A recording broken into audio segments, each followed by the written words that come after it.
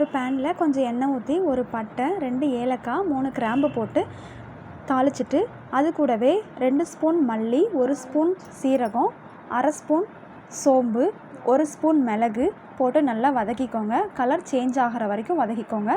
வதக்குனதுக்கப்புறம் அது கூட 2 துண்டு இஞ்சி, கொஞ்சம் பூண்டு, கொஞ்சம் சின்ன வெங்காயம் எல்லாமே போட்டு நல்லா வதக்கி எடுத்துக்கோங்க.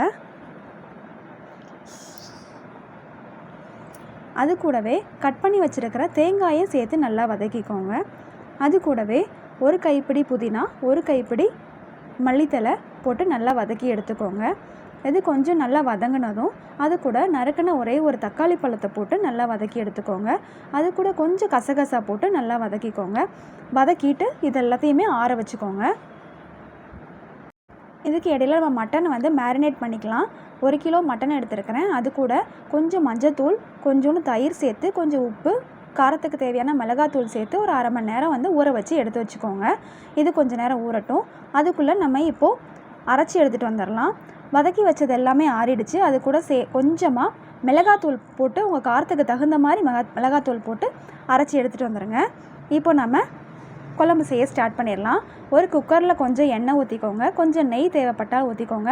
நான் சோம்பு மட்டும் போட்டு தாளிக்கிறேன். சோம்பு போட்டு தாளிச்சிட்டு அது கூடவே நம்ம மேரினேட் பண்ணி எடுத்து வச்சுருக்கிற மட்டனை எடுத்து அது கூட சேர்த்து வதக்கிக்கோங்க. அது எண்ணெயிலே கொஞ்சம் நல்லா வதங்கினதும் குக்கரை மூடி போட்டு ஒரு 6-7 விசில் வச்சு எடுத்து வச்சுக்கோங்க.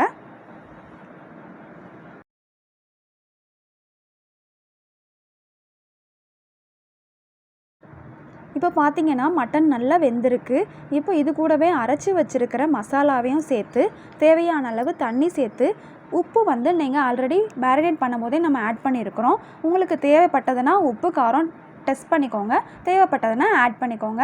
அது இப்போ நம்ம குக்கரை மூடி வச்சு ஒரு 3 விசில் மட்டும் வச்சு எடுத்துக்கிட்டோன்னா சுவையான மட்டன் குழம்பு ரெடி.